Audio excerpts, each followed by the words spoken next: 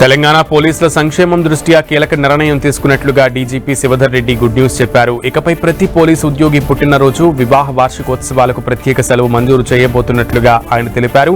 ఈ మేరకు ఉత్తర్వులు జారీ చేసినట్లు డీజీపీ శివధర్ రెడ్డి తెలిపారు. పోలీసులు విధుల్లో తీవ్ర ఒత్తిడిలో పనిచేస్తూ వ్యక్తిగత జీవితానికి సమయం కేటాయించలేకపోతున్నారని గుర్తించిన డీజీపీ వారి మానసిక ఉల్లాసం, కుటుంబ బంధాలు బలోపేతం చేయాలనే ఉద్దేశంతో ఈ నిర్ణయం తీసుకున్నట్లు తెలిపారు. కుటుంబ సభ్యులతో ముఖ్యమైన సందర్భాలను ఆనందంగా గడిపే అవకాశాన్ని కల్పించడమే తమ లక్ష్యమన్నారు. ఈ కారణంగానే ఆయా రోజుల్లో ప్రత్యేక సెలవు మంజూరు చేయాలని నిర్ణయించినట్లుగా డీజీపీ శివధర్ రెడ్డి తెలిపారు. అత్యవసర పరిస్థితులు మినహా రాష్ట్ర వ్యాప్తంగా అన్ని ప్రాంతాల్లో సంబంధిత సిబ్బందికి సెలవులు మంజూరు చేయాలని డీజీపీ శివధర్ రెడ్డి ఉత్తర్వుల్లో ఆదేశించారు. సరైన ఆధారాలు, ముందస్తు దరఖాస్తు ఆధారంగా ఈ సెలవులు మంజూరు చేయనున్నట్లుగా స్పష్టం చేశారు.